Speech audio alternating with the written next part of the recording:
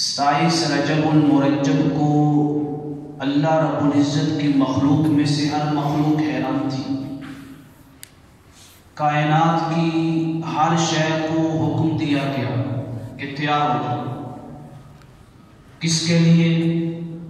فرمایا کہ آج میرا حبیب فرش سے عرش پر پھر عرش سے لامکان تک آ رہا۔ سبحان اللہ۔ اس کے لیے تیار ہو جاؤ۔ شاعر کہتا ہے کہ ساری کائنات تو تیار ہوئی اللہ کے محبوب کو دیکھنے کے لیے، لیکن اللہ کا محبوب اٹھا ہے، وضو کیا ہے، سادگی میں چل پڑی۔ سبحان اللہ۔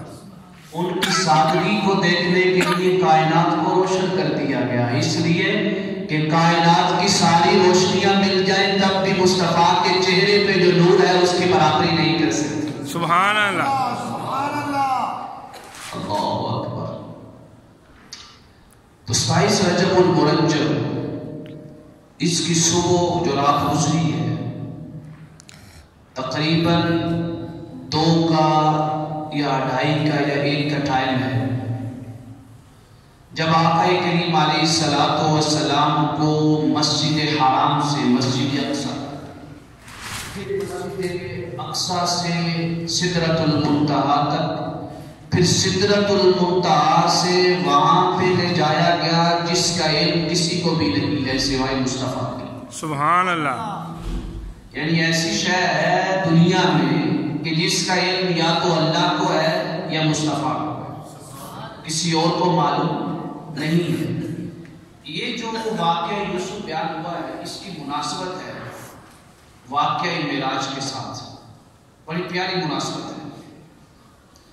آپ کو معلوم ہونا چاہیے کہ سورہ یوسف جب نازل ہوئی یہ نبوت کا 10واں سال تھا۔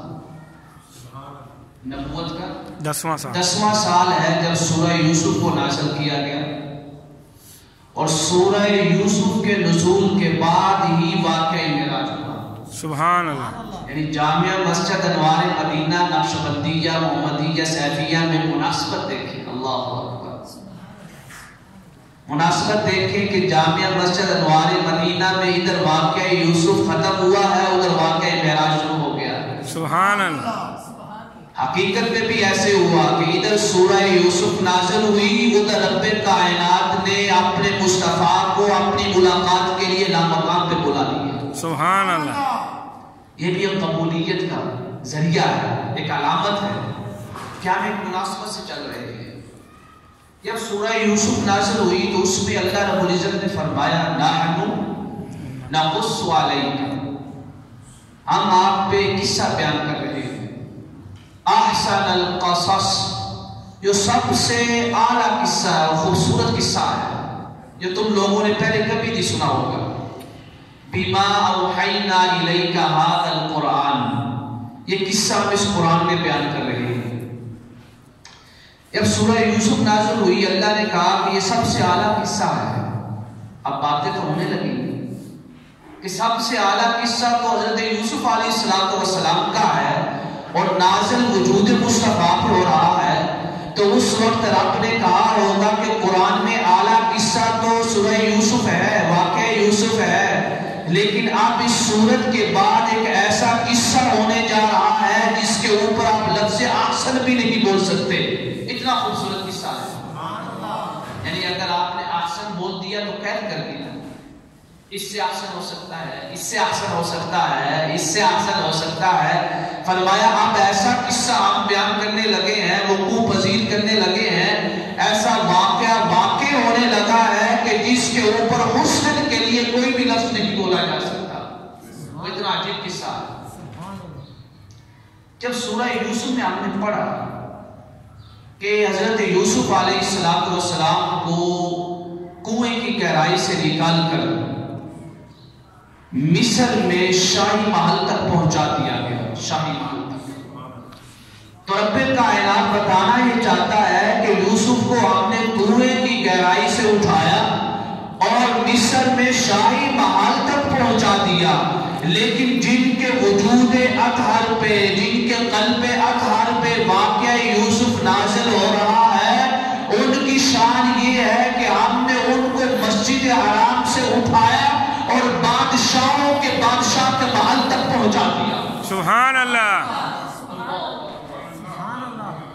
यूसुफ اللہ اکبر یا رسول زندہ آباد. یعنی حضرت یوسف علیہ السلام کو کنویں کی گہرائی سے لیا، مصر کے شاہی محل تک پہنچایا.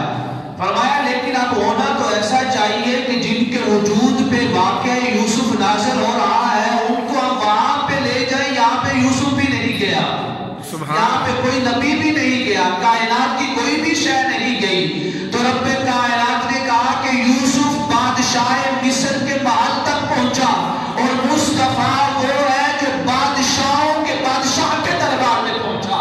سبحان اللہ. اللہ لا مقام تک مصطفیٰ آقا کریم امام الانبیاء خاتم الانبیاء والرسول صلی اللہ علیہ وسلم کو 27 رجب المرجب کو سیر کروائی گئی. آج کا جمعہ بڑی اہمیت رکھتا ہے، بڑی بابرکت جمعہ ہے، بڑی برکتوں کا عمل ہے یہ جمعہ المبارک.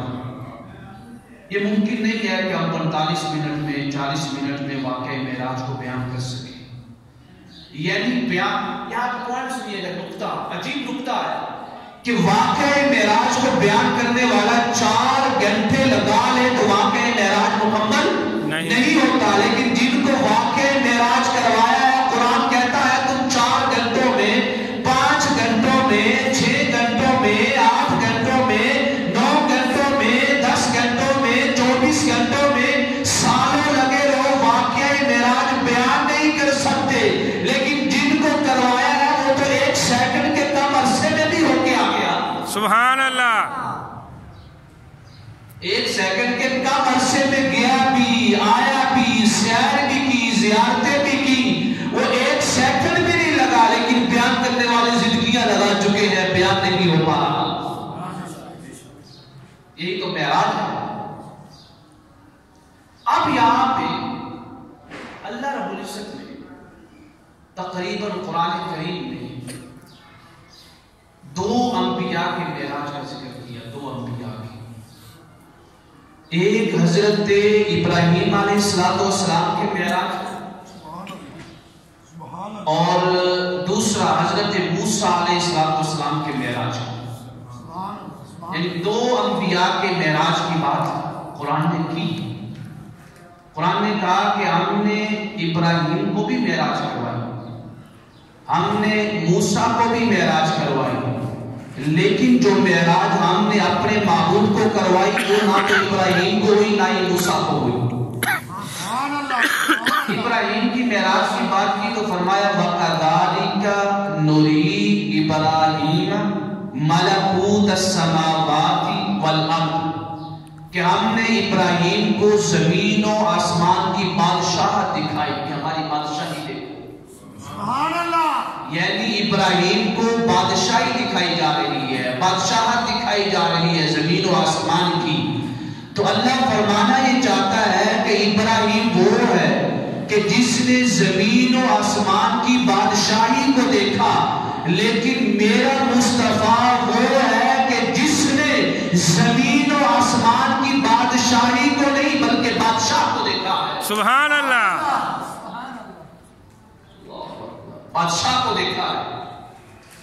جب حضرت موسیٰ علیہ السلام کی بات کی تو فرمایا کہ موسیٰ نے ہم سے کہا تھا، خواہش کی تھی طور پہ، ربی ارینی، اے میرے رب اپنا آپ کو دکھا دے. سبحان اللہ.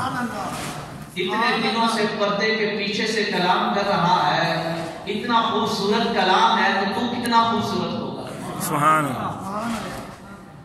تیرے حسن کی کیا بات ہوگی، تیرا حسن کیسا ہوگا، تیرا دکھنا کیسا ہوگا. تیرا کلام اتنا خوبصورت ہے کہ میں 40 راتوں میں اپنا آپ بھی بھول گیا. ایسے لگتا ہے کہ جب حضرت موسیٰ علیہ السلام نے رب کے دیدار کی بات کی، اس رات شاید یہ کلام ہو رہا تھا کہ یوسف اے موسیٰ، ایک نبی ایسا بھی آئے گا جس کو میں اپنا آپ دکھاؤں گا. سبحان اللہ. ایسے لگ رہا ہے کہ اس دن یہ کلام ہو رہا ہو. جب یہ کلام دیکھیں نا، جب مناسبت ہوتی ہے اسی وقت کوئی نہ کوئی بات کرتا ہے نا. ہم بھی کہتے ہیں یار کوئی مناسبت آئے گی نا، کوئی موقع محل دے کے بات کریں گے. ایسا ہوتا ہی نہیں ہوتا. تو یہ ضرور ہے کہ موسیٰ علیہ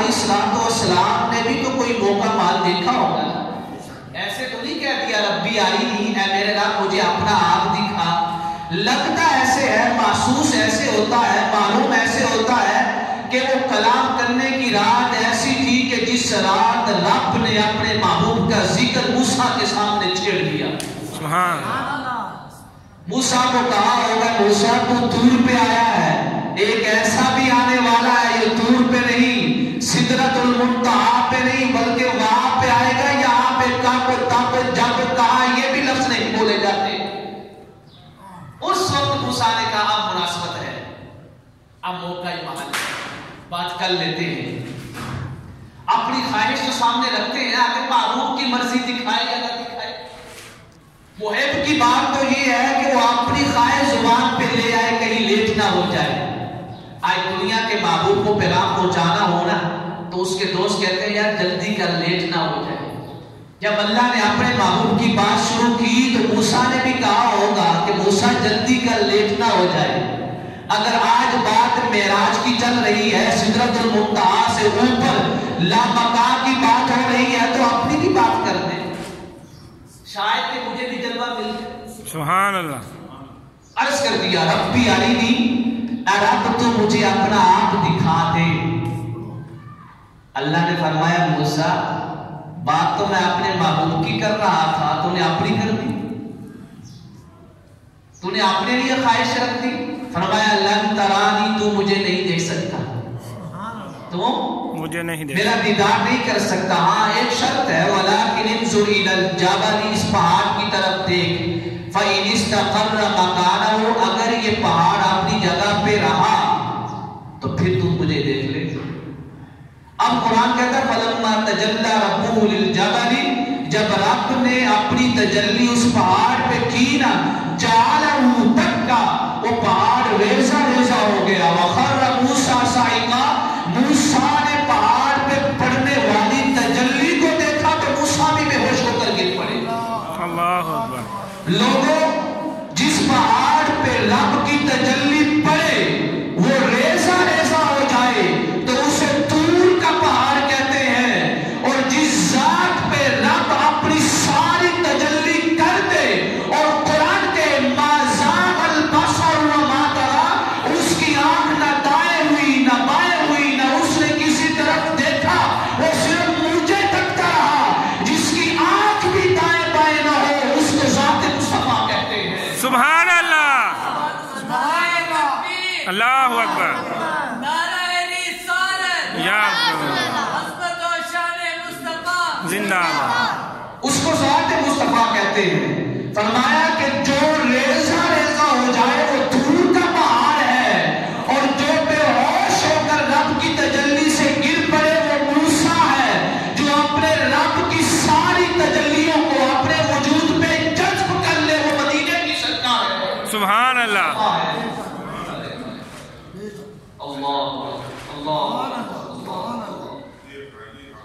وَخَرَّ مُوسَىٰ صَعِقًا، فرمایا کہ جو بے ہوش ہو کر گر پڑے وہ موسیٰ ہے، لیکن مَا ضَلَّ صَاحِبُكُمْ وَمَا غَوَىٰ، جو ہمارا دیدار کر کے جائے بھی آئے بھی کچھ ہوئے بھی نہ، وہ وجود مصطفیٰ ہے۔ سبحان اللہ۔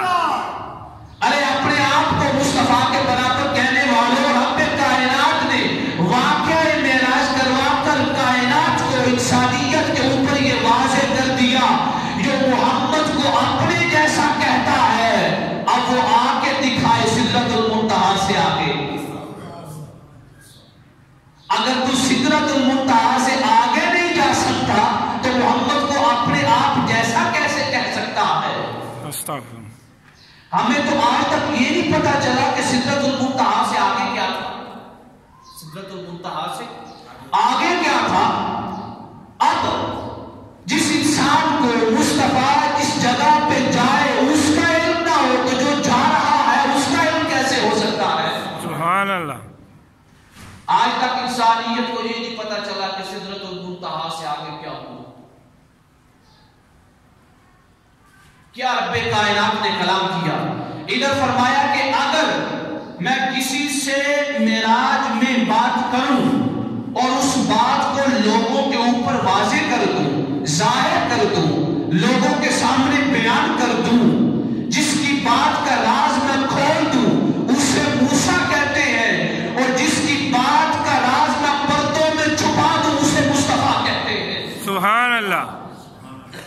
40 راتیں جو طور پہ کلام ہوا حضرت موسیٰ علیہ السلام سے، جو خاص کلام ہوا، رب کائنات نے اس کلام سے پردہ اٹھا دیا، فرمایا فَاسْتَمِعْ لِمَا يُوحَىٰ، موسیٰ جو ہم کلام کر رہے ہیں اس کو غور سے سن،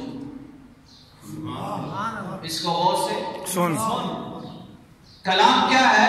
فرمایا اِنَّنِي أَنَا اللَّهُ اِنَّنِي أَنَا اللَّهُ، موسیٰ میں ہی رب ہوں،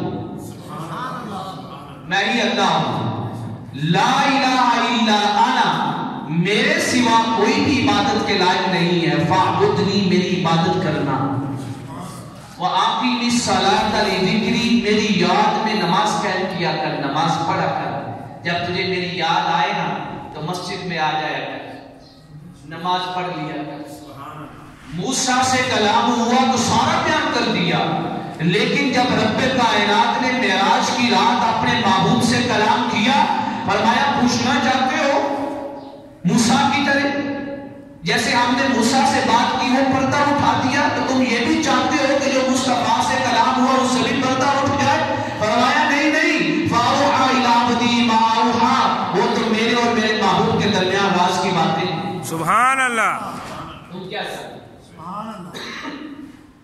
اللہ اکبر، یعنی جن سے جو کلام ہو اس کا کلام انسانیت کی سمجھ میں نہیں آ سکتا، رب کائنات نے اس کلام کو راز میں رکھا ہے، تو جس ذات کے ساتھ رب نے کلام فرمایا ہے اس ذات کی پہچان کی حقیقت کیسے کسی کو معلوم ہو سکتی ہے؟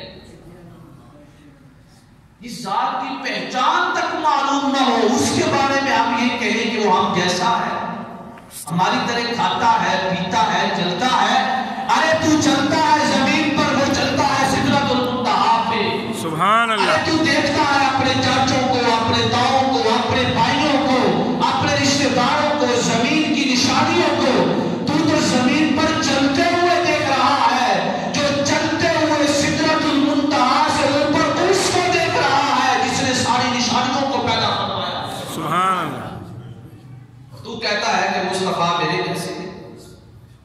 اللہ نے یہاں پہ بڑا پیارا لفظ بولا، فرمایا وَمَا جَعَلْنَا الرُّؤْيَا الَّتِي أَرَيْنَاكَ، اے محبوب یہ جو ہم نے شانیں دی ہیں نا معراج کی رات، یہ جو شانیں عطا کی ہیں، پتہ کیوں؟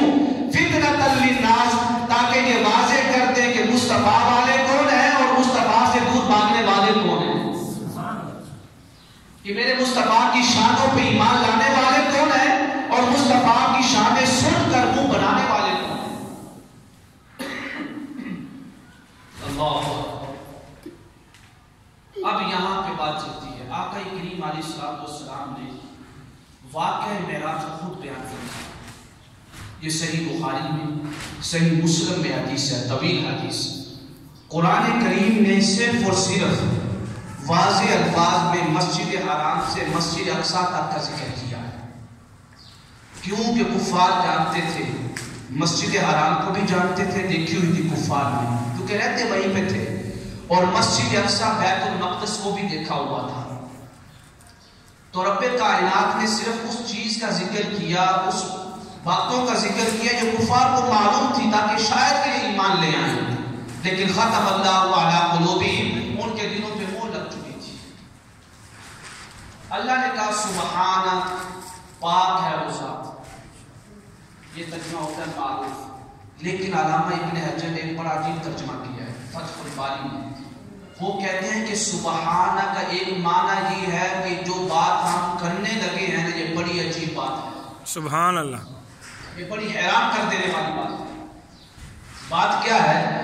اسرا بعبدہ لیلا من المسجد الحرام الى المسجد الاقصی، کہ پاک ہے وہ ذات جو اپنے خاص بندے کو مسجد حرام سے مسجد اقصی تک لے گئی۔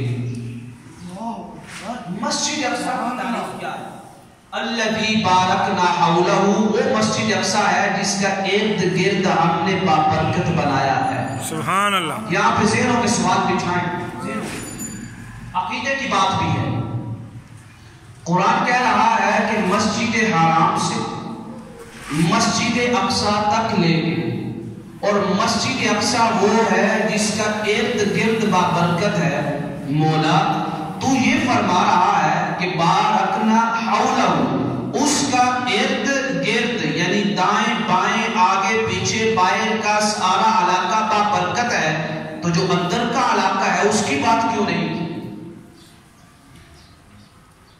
کیسے؟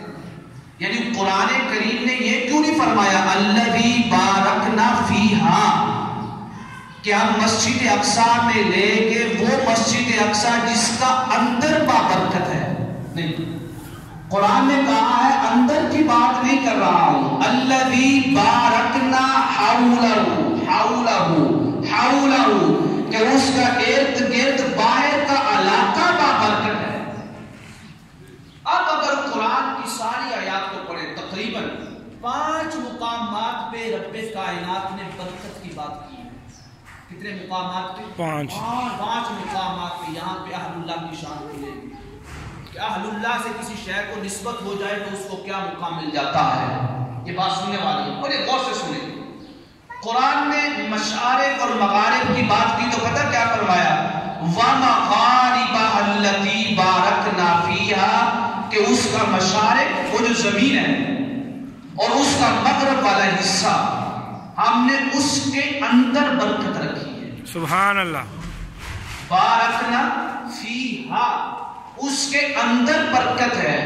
مولا جب مشارق اور مغارب کی بات آئی تو تو کہہ رہا ہے اس کے اندر برکت ہے، لیکن جب مسجد اقصی کی بات آئی تو یہ نہیں کہہ رہا کہ مسجد اقصی کے اندر برکت ہے، بلکہ کہہ یہ رہا ہے کہ مسجد اقصی کے باہر برکت ہے۔ سبحان اللہ۔ پھر اللہ رب العزت نے ایک زمین کی بات کی، شام کی زمین کی۔ فرمایا شام کی زمین وہ ہے الارض التي بارکنا فیہا کہ اس زمین کے اندر برکت ہے، اندر والے حصے میں برکت ہے۔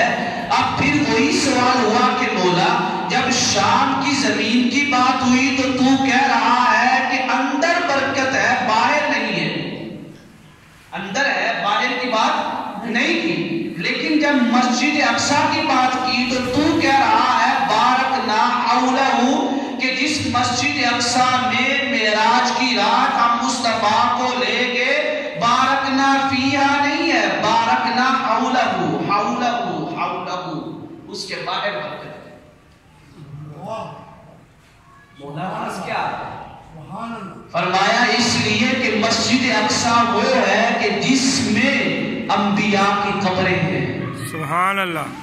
انبیاء کے مزار ہیں، قبریں مبارکیں ہیں، وہاں پہ انبیاء کرام علیہ السلام مدفون ہیں۔ اگر میں کہتا کہ مسجد اقصی کے اندر برکت ہے، مسجد اقصی کے اندر برکت ہے، تو جو اہل عرب ہیں جن کو عربی سمجھ آتی ہے تو وہ یہ عقیدہ رکھتے کہ مسجد اقصی کے اندر تو برکت ہے لیکن باہر نہیں ہے، باہر نہیں ہے۔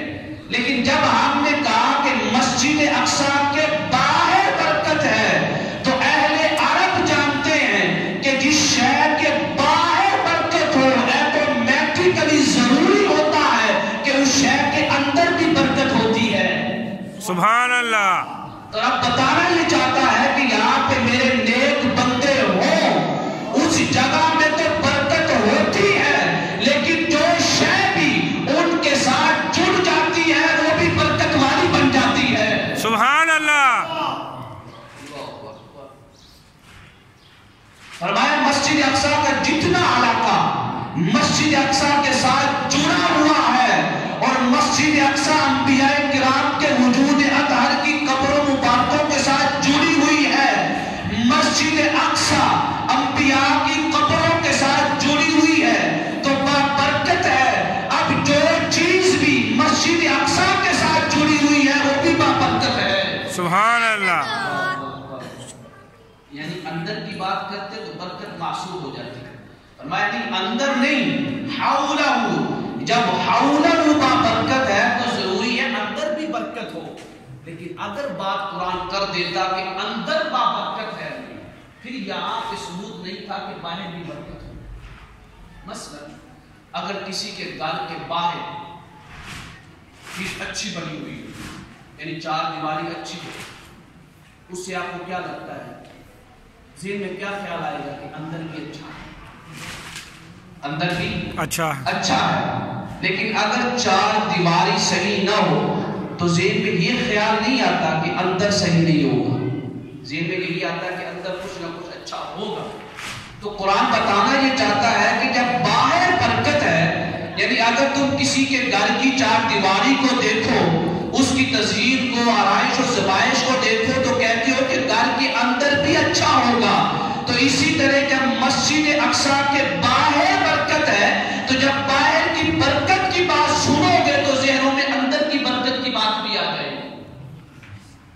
ہمارا جنوری جاؤ لیکن گے من آیاتنا، اپنی نشانیاں دکھائیں، انہو هو السمیع البصیر۔ اب یہاں پہ یا تو مراد اللہ کی ذات ہے کہ اللہ کی ذات سننے والی بھی ہے اور دیکھنے والی بھی ہے، یا مصطفیٰ کی ذات ہے کہ مصطفیٰ کی ذات سننے والی بھی ہے اور دیکھنے والی بھی ہے، دونوں ہی صحیح ہیں۔ اب سوال یہ ہے، یہاں پہ بڑی پیاری بات قرآن نے کر دی۔ قرآن میں آپ کوئی بھی آیت مبارکہ اٹھائیں، وہاں پہ یہ لفظ نہیں آتے هو السمیع العلیم، بصیر کا لفظ نہیں آتا، بلکہ علیم کا لفظ آتا ہے، علیم علیم علیم۔ لیکن جب اسراء کی بات کی، واقعہ معراج کی بات کی، تو رب کائنات نے لفظ سمیع کے ساتھ علیم کی بات نہیں کی، فرمایا بصیر ہوں۔ کیا ہوں؟ بصیر ہوں، دیکھنے والا ہوں۔ تو رب کائنات بتانا یہ چاہتا ہے کہ ہم مصطفیٰ کو سن بھی رہے تھے اور مصطفیٰ کو دیکھ بھی رہے تھے۔ سبحان اللہ۔ جب مصطفیٰ کو مسجد حرام سے لایا جا رہا تھا سیر کے لیے، مصطفیٰ جو فرما رہے تھے ہم سن بھی رہے تھے، اور البصیر مصطفیٰ کے چہرے کو دیکھ بھی رہے تھے۔ سبحان اللہ۔ اگر اللہ کی صفت مراد لی جائے، اگر مصطفیٰ کی مراد لی جائے تو السمیع کا معنی یہ ہے کہ رب جو کلام کر رہا تھا مصطفیٰ سن بھی رہے تھے، والبصیر اور اپنے رب کا دیدار بھی کر رہے تھے۔ سبحان اللہ۔ اپنے رب کو تک بھی رہے تھے۔ یہ معنی انہو هو السمیع البصیر۔ اب میرے آقا کریم علیہ الصلوۃ والسلام نے واقعہ معراج شروع کیا، فرمایا کہ میں اپنی خالہ یعنی اپنی پھوپھو کے گھر، چاچو کی بہن بیٹی، ان کے گھر سویا ہوا تھا۔ کیا دیکھتا ہوں کہ آنے والے آئے، انہوں نے مجھے اٹھایا، اٹھا کے یہ نہیں کہا کہ ہمارے ساتھ چلو، مجھے ایسے یعنی نیند سے اٹھایا اور اپنے بازوں میں اٹھا لیا۔ اللہ، یا کوئی بڑا بندہ ہو جس کے ساتھ آپ کو بڑی عقیدت ہو، آپ کا پیر ہو، آپ کا شیخ ہو، یا آپ کا والد ہو، یا آپ کا استاذ ہو، تو بعض اوقات عقیدت اس حد تک پہنچ جاتی ہے احترام کی کہ آپ اپنے شیخ کو، اپنے پیر کو، اپنے والد کو یہ نہیں کہتے ہو کہ ہمارے ساتھ چلو، بلکہ آپ کا من کرتا ہے، دل کرتا ہے کہ ہم اپنے شیخ کو، پیر کو اٹھا لیں، اٹھا کر لیں۔ تو فرشتوں نے آقا کریم علیہ الصلوۃ والسلام کو یہ نہیں کہا کہ ہمارے ساتھ چلیں، بلکہ فرشتوں نے امام الانبیاء کو ایسے اٹھا لیا۔ میرے آقا فرماتے ہیں انہوں نے مجھے اٹھا لیا، اٹھا کے پتہ کہاں پہ لے گئے؟ زمزم کے پانی کے پاس، آب زمزم کے پاس، وہاں پہ مجھے رکھا گیا، بٹھایا گیا۔ میرا سینہ کھل گیا، یہاں سے لے کے ناف سے اوپر تک سارا سینہ کھل گیا۔ میرے سینے کے اندر کو یعنی پیٹ کو بھی صاف کیا گیا آب زمزم کے پانی سے، اور میرے دل کو بھی صاف کیا گیا۔ پھر میں کیا دیکھتا ہوں کہ فرشتے ایک سونے کا برتن لے کے آئے، اس سونے کے برتن میں ایک چھوٹا برتن بھی تھا، وہ چھوٹا برتن اللہ کی طرف سے ایمان اور حکمت سے بھرا ہوا تھا۔ انہوں نے سونے کے برتن سے ایمان اور حکمت کو نکال کر اس کو میرے دل میں رکھ دیا۔ سبحان اللہ۔ یعنی بشریت سے مصطفیٰ کو پاک کیا گیا معراج کی رات، بشریت کے تقاضوں سے اور تمام نورانیت سے مصطفیٰ کے وجود کو بھر دیا گیا، یعنی مصطفیٰ عین نور بن گئے، عین نور بن گئے، عین نور بن گئے۔ کیونکہ وہاں پہ جا رہے ہیں، یہاں پہ بشری قانون نہیں چلتا ہے، نوری قانون چلتا ہے۔ تو رب کائنات نے فرمایا اے میرے فرشتوں، آج میرے مصطفیٰ کو عین نور کر کے لے کے آؤ۔ جو کفار ہمیشہ یہ کہتے تھے کہ ہم اس پہ ایمان لے کے آئیں جو ہماری طرح بشر ہے، فرمایا آج ان کو بتا دو یہ تمہاری طرح بشر نہیں ہے، ان کا باہر بھی نور ہے، اندر بھی نور ہے۔ کہتے ہیں کہ میرے دل کو ایمان اور نور سے بھر دیا گیا. پھر کیا ہوا کہ میرے دل کو اندر رکھا گیا. یہ ہارٹ سرجری کا پہلا اعلان تھا دنیا کو، ہارٹ سرجری کا، جس کو غیر مسلموں نے بعد میں تحقیق کر کے اس کو نکالا، کیونکہ امت مسلمہ سنی رہی. ہم نے دین کو، قرآن کو، حدیث کو صرف عقیدت تک پڑھا ہے، تحقیق تک نہیں پڑھا کہ اس سے ہمیں سبق کیا مل رہا ہے. ہارٹ سرجری کی اس لیے کہ اللہ رب العزت اپنے محبوب کے وسیلے سے امت مسلمہ کو یہ عروج عطا کرنا چاہتا تھا، لیکن انہوں نے تحقیق نہیں کی، دوسروں کی تحقیق سارا کرتے رہے. کہتے ہیں کہ دل کو اندر رکھ دیا گیا، سینہ برابر کر دیا گیا. اب جب باہر نکلے تو ایک سفید سواری کھڑی ہے، سفید، جس کو براق کہتے ہیں، جو نور ہی نور ہے، روشنی ہی روشنی ہے. اور اس براق کو جنت میں لایا گیا تھا، جنت سے. کہتے ہیں جیسے ہی براق کے قریب ہوا تو براق کھدکنے لگا. اس نے حرکت کی، یعنی حرکت کی تو جب سواری حرکت کرتی ہے تو اس کے اوپر سوار بیٹھ نہیں سکتا. جب اس نے آقا کریم علیہ السلام کو دیکھا تو وہ حرکت کرنے لگا. حرکت جبریل امین پاس اور کہا براق، جس کو دیکھ کر تم خوف میں آ گئے ہو، ان کی ہیبت اور جلال میں آ گئے ہو، جانتے ہو یہ کون ہے؟ سبحان اللہ. آج تجھے معلوم ہے نا کہ تیرے اوپر کون سواری کرنے والا ہے؟ براق نے پوچھا جبریل جلدی کرنا، بتا تو صحیح کون ہے جو آج میرے اوپر سواری کرے. جبریل امین نے براق سے کہا کہ آج وہ بیٹھنے والا ہے جس کی مثل آج تک تیرے اوپر کسی نے سواری نہیں کی ہے. یعنی جس کی مثل آج تک تیرے اوپر کوئی نہیں بیٹھا، آج وہ بیٹھنے والا ہے جو سب سے پاک ہے، سب سے اعلیٰ ہے. اعلیٰ و اعلیٰ ہمارا نبی، سب سے اعلیٰ و اعلیٰ ہمارا نبی. جبریل امین نے کہا کہ آج تیرے اوپر وہ بیٹھنے والا ہے کہ اس کی مثل آج تک کوئی نہیں بیٹھا. جب براق نے یہ سنا اس کی ہیبت ختم ہوئی. آقا کریم علیہ السلام کا جو روب اور دبدبہ اور جلال سے وہ کانپنے لگا تھا، وہ سکون میں آ گیا. اس کو اطمینان ہو گیا کہ آج میرے اوپر وہ بیٹھنے والا ہے جو سب سے اعلیٰ ہے. تو جو سب سے اعلیٰ ہو وہ رحمت للعالمین ہی ہو سکتا ہے. سبحان اللہ. کہتے ہیں آقا کریم علیہ السلام نے فرمایا کہ میں اس کے اوپر بیٹھا، اس کا پہلا قدم وہاں تک جاتا تھا جہاں پہ اس کی نگاہ ختم ہوتی تھی. اللہ، پہلا قدم وہاں پہ پڑتا تھا. یہاں پہ آئنسٹائن نے، یہ میٹرک کی کلاس کے نوجوان بیٹھے ہوئے، میٹرک میں انہوں نے اگر سائنس کے ساتھ کی ہے تو آئنسٹائن کو پڑھا ہوگا، سائنٹسٹ گزرا گیا مسلم. اس نے ایک ریسرچ پیش کی، تحقیق پیش کی. تحقیق کیا تھی؟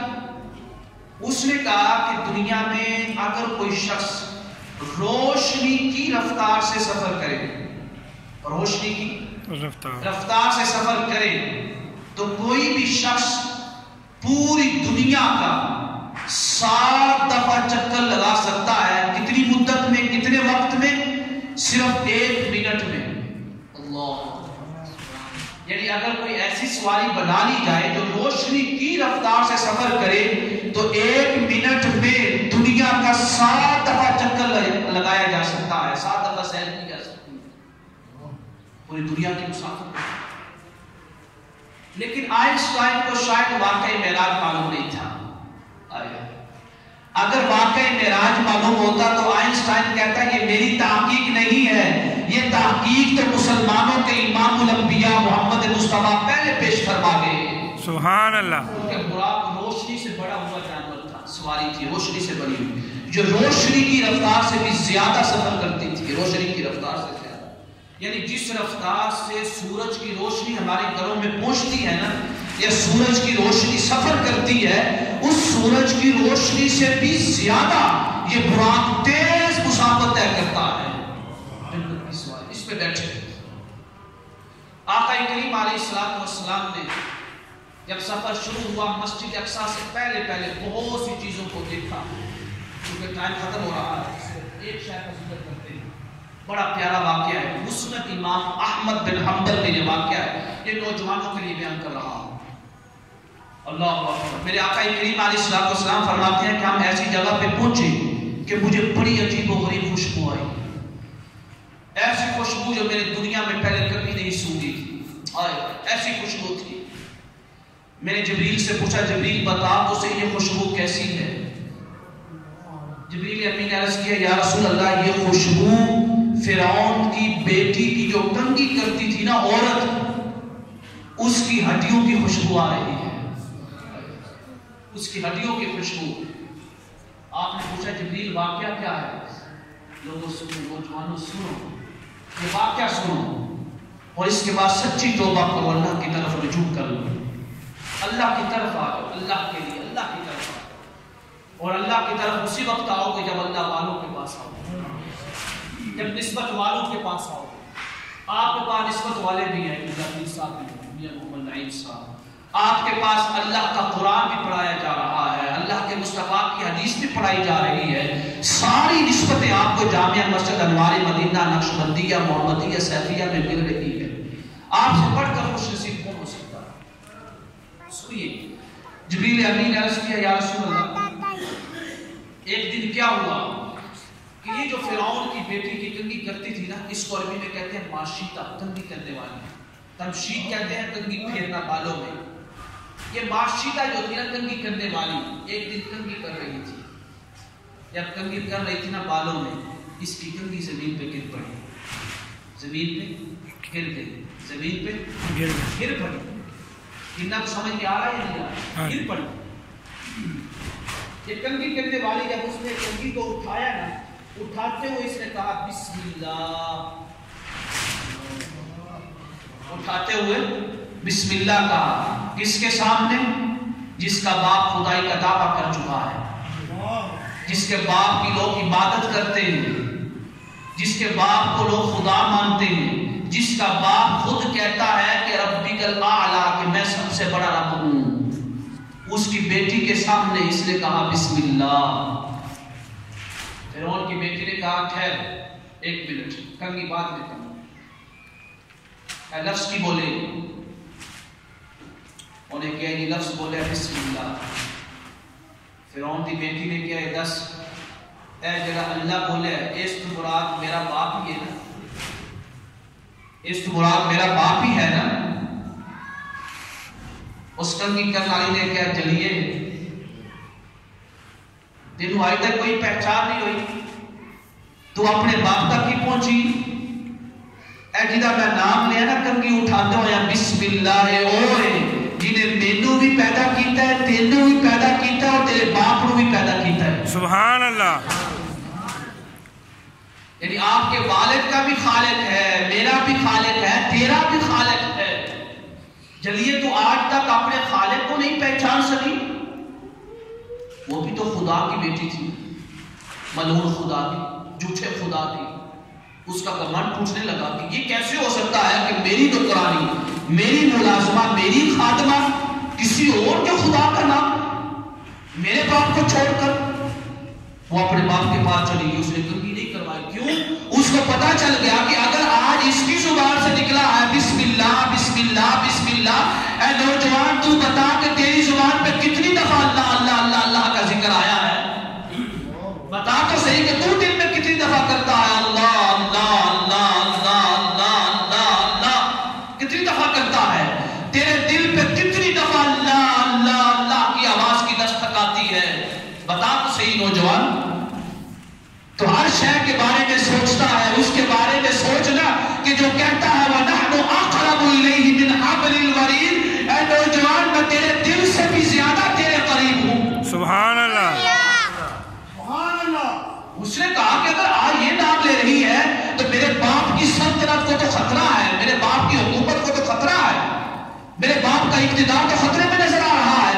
اگر آج میری خادمہ کسی اور کو اللہ مان سکتی ہے تو پتہ نہیں کتنے ہی لوگ کسی اور کو خدا مانتے ہوں۔ وہ اپنے باپ کے پاس چلی گئی، اس نے کنگھی بھی نہیں کروائی، ایسے ہی چلی گئی جیسے کوئی پاگل اٹھ کے جاتا ہے، بال کھلے ہوئے ہو۔ باپ نے پوچھا بیٹی بتا تو صحیح ماجرا کیا ہے؟ کنگھی تو کروا لیتی، بن صبر تو جاتی، پھر آتی میرے پاس۔ اس نے کہا ابا جان ایسی بات نہیں ہے، خطرے کی گھنٹی بج چکی ہے، تیرا اقتدار خطرے میں ہے، تیری حکومت خطرے میں ہے. اس سے پتہ کیا چلا کہ دنیا کا کوئی بھی ظالم، کوئی بھی طاقتور حکمران ہو، کوئی بھی سپر پاور ہو، اگر مسلمانوں کی زبان پہ اللہ اللہ اللہ کا ذکر جاری ہے تو کوئی بھی طاقت، کوئی بھی سپر پاور ان کو اپنے قبضے میں نہیں لے سکتی. کتنے لوگ ہیں جو آپ میں سے اللہ اللہ کا ذکر کرتے ہیں؟ سیفیوں کی محفلوں کو دیکھا کرو، ہر طرف اللہ اللہ اللہ کی ندا آتی ہے، اللہ کے ذکر کی آواز آتی ہے. پوچھا کیا ماجرا ہے؟ کہا ابا جان میری تنگی کرنے والی کسی خدا کا نام لیتی ہے. میں نے اس سے پوچھا کہ کیا اس خدا سے مراد میرا ہی ابا فرعون مراد ہے؟ اس نے کہا نہیں، تیرے ابے فرعون کی اوقات کیا ہے؟ تیرے ابے فرعون کی اوقات کیا ہے؟ میرا خدا تو وہ ہے کہ جو سارے بادشاہوں کا بھی بادشاہ ہے، مطلق العنان ہے، جو قیامت کے دن کہے گا این الجبارون، کہاں پہ ہے جبارون، طاقتور لوگ، والامر یومئذ للہ. آج صرف رب بولے گا، وہ سارے سنیں گے. کہاں پہ ہیں وہ لوگ؟ سارے جمع ہو جائیں. کیا ہو گیا؟ میری خاتمہ کے اندر اتنی جرت، میری بیٹی کی خاتمہ جو میری نگرانی میں رہتی ہے. اس نے کہا بلاؤ اس کو. نوجوانوں سنو، اللہ کی قسم یہ واقعہ سنو. اس نے کہا بلاؤ اس کو، جلدی کرو. یہ کیسے ہو سکتا ہے کہ میری بیٹی کی تنگی کرنے والی، میری بیٹی کی خدمت کرنے والی کسی اور خدا کا نام کیوں لے سکتی ہے؟ وہ معاشیتا آ گئی، معاشیتا آ گئی. معاشیتا تنگی کرنے والی فرعون کے سامنے کھڑی. جو خدا کا ہو جائے نا اس کو کسی فرعون کا ڈر نہیں رہتا. آئے ہائے، اس کے دل میں کسی فرعون کا خوف نہیں رہتا. ہمارے حکمرانوں اللہ کے ہو جاؤ، اللہ کی قسم اللہ تعالیٰ سارے ظالموں کا خوف تمہارے دلوں سے نکال دے گا. فرعون نے پوچھا بتا بسم اللہ سے کون مراد ہے؟ میں مراد ہوں؟ اس نے کہا نہیں تو مراد نہیں ہے. جرأت کے ساتھ اس نے کہا فرعون کل تک تجھ سے ڈرتی تھی، جب سے اس کا نام لیا جس سے سارے ڈرتے ہیں تیرا ڈر بھی ختم ہو گیا. اس نے کہا بتا تو صحیح بھی ہے کون؟ اس نے کہا میرا رب اللہ ہے، وہ جس نے تجھے پیدا کیا، تیری اس بیٹی کو پیدا کیا، مجھے پیدا کیا. اگر وہ چاہے تو ایک سیکنڈ سے پہلے تیری سلطنت کو تباہ و برباد کر دے. فرعون نے کہا بات آتی ہے نہیں آتی ہے؟ یہی کرتے ہیں نا آج کے حکمران طاقتور. اے مسلمان زبان بند رکھ، تحفظ ناموس رسالت کی بات نہیں کرنی، بند رکھ زبان. دین کی بات نہیں کرنی، بند رکھ. زکوٰۃ کی بات نہیں کرنی، قرآن و حدیث کی بات نہیں کرنی، نظام مصطفیٰ کی بات نہیں کرنی. اگر زبان کھولی نا تو زبان کاٹ کے رکھ دیں گے، اقتدار چھین لیں گے. یہ مسلمان حاکم ایسا ہوتا ہے جو اقتدار کو بچانے کے لیے قرآن کو چھوڑ دیتا ہے، مصطفیٰ کو چھوڑ دیتا ہے. نوجوانوں دیکھا ہوگا ٹی وی پہ بیٹھ کر خبروں میں عورتوں نے عورت مارچ میں کیا نعرے لگائے. اللہ کی قسم زمین نہیں پھٹی، روحیں پھٹ چکی ہیں. انہوں نے نعرہ لگایا اللہ سن لے عورت آزاد ہے، محمد سن لے عورت آزاد ہے. استغفر اللہ العظیم. اللہ کو چیلنج کر رہی ہے کس میں جس کا ریاست مدینہ ہونے کا نعرہ لگایا جا رہا ہے. شہروں میں نکل کر عورتیں نعرہ لگا رہی ہیں مصطفیٰ محمد سن لے، نبی سن لے کہ عورت آزاد ہے، اللہ سن لے کہ عورت آزاد ہے. اللہ اکبر. اس نے کہا مختصر کرتا ہوا کیا، اس نے کہا کہ ایک بہت بڑا کڑا لایا جائے، اس کے اندر تیل کو ڈالا جائے، تیل کو اور اس تیل کو آگ کے اوپر رکھ کر گرم کیا جائے. لوہے کا تانبے کا بنا ہوا کڑا لایا جائے، اس کے اندر تیل. آپ خود اندازہ لگائیں کہ تانبے کا کڑا آگ کے اوپر پڑا ہوا ہے، اس میں تیل ہے. وہ کڑا کتنا گرم ہوگا، تیل کتنا گرم ہوگا. گرم ہو چکا. اس نے کہا اے تنگی کرنے والی سن، تیرے 4 بیٹے ہیں نا، 4 ایک بیٹے کو اپنے ہاتھوں سے اس گرم تیل میں ڈالتی جا، اس گرم تیل میں. اور اس وقت تک دوسرے بیٹے کو نہیں ڈالنا جب تک پہلے بیٹے کا گوشت پگھل نہ جائے.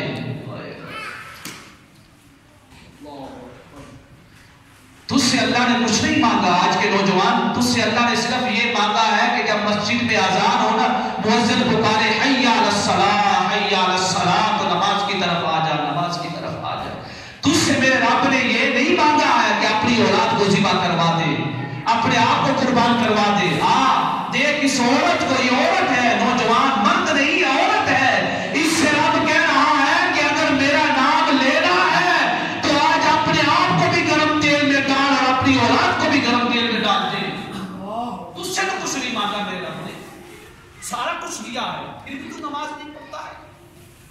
مجھے کہا ڈالتی ہوں، کوئی خوف نہیں ہے مجھے، لیکن میری یہ خواہش ہے. فرعون خوش ہوا، شاید ڈر گئی ہے، کہے گی کہ 2 ڈال دیتی ہوں، 2 ڈال دے. فرعون نے پوچھا بتا تیری خواہش کیا ہے؟ اس نے کہا خواہش یہ ہے کہ جب میری اور میری اولاد کی ہڈیاں صرف بچ جائے نا تو ان ہڈیوں کو ایک کپڑے میں لپیٹ کر کسی زمین میں دفن کر دے، بس ایک جگہ دفن کر دے. اس نے کہا ٹھیک ہے، ہمیں تیری خواہش منظور ہے. کس عورت نے مختصر کر رہا ہوں، پہلے بیٹے کو ڈالا، دیکھ رہی ہے آنکھوں سے آنسو جاری ہیں، دوسرے بیٹوں کے آنکھوں سے آنسو جاری ہیں، شاید خوشی کے آنسو کہ اللہ کے لیے جل رہے ہیں. وہ جل چکا ہے، اس کی ہڈیاں رہ گئی، دوسرے کو ڈالا گیا، تیسرے کو ڈالا گیا. اب ایک بیٹا ایسا تھا جو اس کا دودھ پی رہا ہے، اس کا دودھ پی رہا ہے.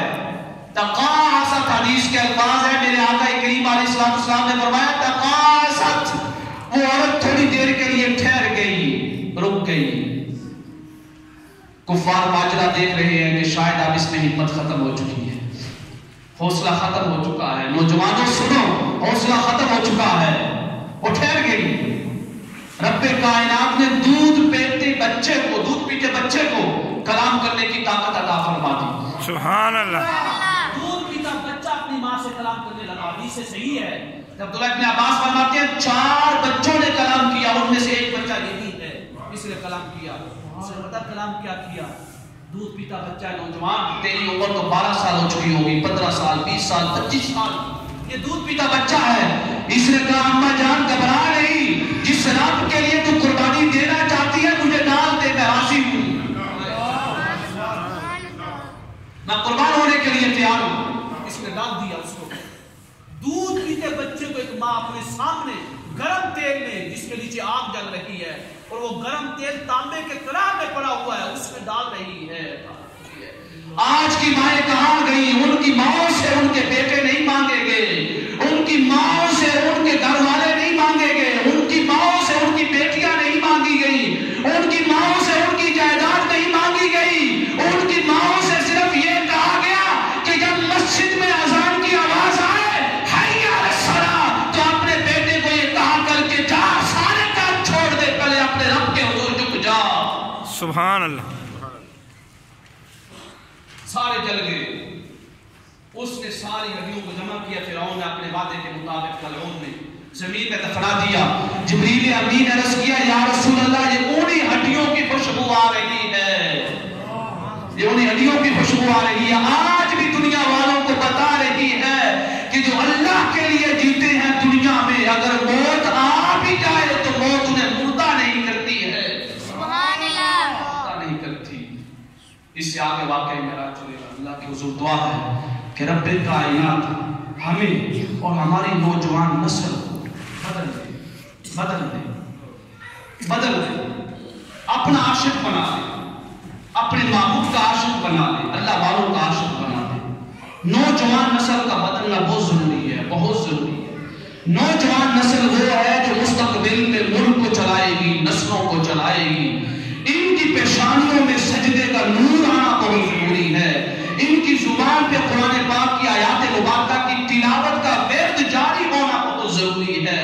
ان کی آنکھوں میں سیرت مصطفیٰ کے اوراق کا چمکنا بہت ضروری ہے.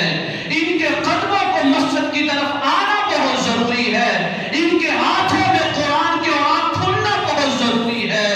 ان کے پورے جسم کو سیرت مصطفیٰ کے تابع ہونا بہت ضروری ہے، بہت ضروری ہے. نہیں تو ہم نہیں بدل سکتے، ہمارے خاندان نہیں بدل سکتے. نوجوان وقت ہے، آجا آجا آجا اپنے رب کی طرف آجا، کسی اللہ والے کے ساتھ جڑ جا، قرآن کے ساتھ جڑ جا. وما علینا الا البلاغ المبین. قاری صاحب ہے جڑا 22 رجب نو کنڈیاں دا ختم دواندے نے، یہ بارے دسیا، نالے یہ نیاز کھانی چاہیے.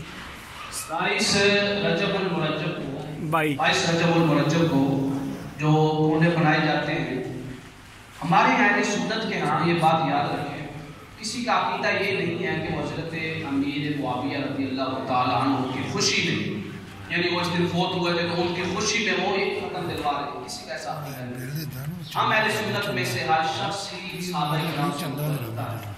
ہمارے اہل سنت کے گھرانوں میں یہ جو بنتے ہیں کونڈے وغیرہ، خیراک وغیرہ جو تقسیم ہوتی ہے یا کھانا وغیرہ بنتا ہے، یہ امام جعفر صادق کے اہل بیت کے اماموں کے ایصال ثواب کے لیے، تو ایصال ثواب کے لیے کرنا اس میں کوئی حرج نہیں، کوئی گناہ نہیں، لیکن نیت صحابہ کرام کے تان کی نہ ہو، ایصال ثواب کی ہے، صدقہ و جاریہ کی ہے تو کوئی حرج نہیں ہے، وہ بنا کے تقسیم بھی کر سکتے ہیں، کھا بھی سکتے ہیں، ایصال ثواب کی کوئی ضرورت نہیں۔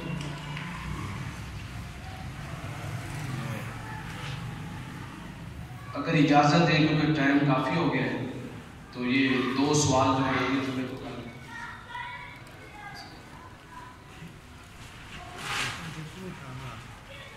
جس کی پرچی ہے اگر وہ اجازت دے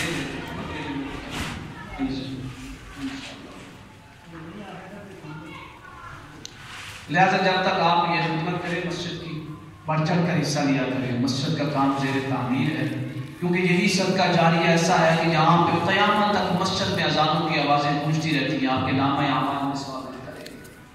پہلا سوال یہ ہے کہ جب حضور نبی کریم صلی اللہ علیہ وسلم نے مکہ پاک فتح کیا تو آپ واپس مدینہ شریف تشریف لے گئے تو پیچھے خانہ کعبہ کا امام کس کو مقرر فرمایا؟ خانہ کعبہ میں امامت کے لیے کس کو مقرر فرمایا؟ اس وقت یہ واقعہ ہے حضرت عثمان ابن طلحہ، حضرت عثمان ابن، بڑا پیارا واقعہ ہے، بڑا پیارا واقعہ ہے۔ یہ واقعہ ایک طویل ہے، اس کو انشاءاللہ اگلے جمعے کو بیان کریں گے کہ چابی کس کو دی، امامت کس کو مقرر کیا، لیکن اس کا ایک واقعہ ہے۔ آقا کریم علیہ السلام نے ان سے پوچھا کہ چابی مجھے دے دو، چابی مجھے دے، ابھی مکہ فتح نہیں ہوا، اس نے کہا کہ میں نہیں دے سکتا۔ آپ نے فرمایا ایک دن ایسا آئے گا کہ تو یہ چابی میرے ہاتھ سے لے لے۔ سبحان اللہ۔ واقعہ بڑا عجیب ہے، اس کو انشاءاللہ اگلے جمعے پورا بیان کریں گے اور سوال کا جواب اسی میں دیں گے۔ جب کسی عورت کا شوہر وفات پا جائے تو وہ عدت کیسے گزارے گی، کن کن رشتوں سے پردہ ہوگا اور کن کن سے نہیں؟ کیا اس کو اپنے داماد سے پردہ ہے کہ نہیں ہے؟ داماد دینے سے پہلے اس کا کوئی رشتہ نہیں تھا، داماد بننے سے پہلے اس کا کوئی رشتہ نہیں تھا۔ پہلے تو بات یہ یاد رکھیں کہ جب کسی عورت کا شوہر فوت ہو جائے اس کی 2 عدتیں ہیں، کتنی عدتیں ہیں؟ 2 اس کی حالت کے مطابق۔ پہلی عدت تو معروف ہے 4 ماہ 10 دن، 4 اشہر و 10۔ کسی کے شوہر اگر فوت ہو جائے تو کتنی دیر عدت گزارے گی؟ 4 ماہ 10 دن۔ یہ وہ عورت ہے جو حاملہ نہیں، جو حاملہ نہیں۔ اگر حاملہ عورت کا شوہر فوت ہوتا ہے تو قرآن کہتا ہے وَأُولَاتُ الْأَحْمَالِ أَجَلُهُنَّ أَن يَضَعْنَ حَمْلَهُنَّ، جب اس کا حمل یعنی جب اس کا بچہ پیدا ہو جائے گا اس کے ساتھ ہی اس کی عدت ختم ہو جائے گی، اگرچہ وہ 2 منٹ کے بعد ہی بچہ پیدا کیوں نہ ہو، یعنی جیسے ہی بچہ پیدا ہوگا وفات کے بعد وہ عدت ختم ہو جائے گی۔ اب سوال یہ ہے کہ اگر حمل میں ابھی 7 ماہ باقی ہیں اور ادھر عدت ہے 4 ماہ 10 دن، اب کون سی عدت گزارے؟ اب کون سی عدت گزارے گی؟ تخفیف کے لیے جو 4 ماہ 10 دن کی عدت ہے وہ گزارے گی، اس کا شوہر چھوڑے گی۔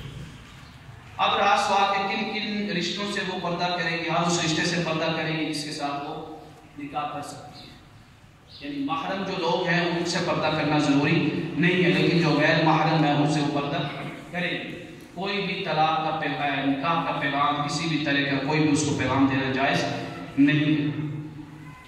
کیا داماد سے پردہ ہے کہ نہیں ہے؟ داماد بننے سے پہلے کس داماد سے؟ اس کے اپنے داماد سے، یعنی کیونکہ اس کے نکاح میں بیٹی ہے وہ تو محرم ہے، لہٰذا اس سے پردہ ضروری نہیں ہے اس کے۔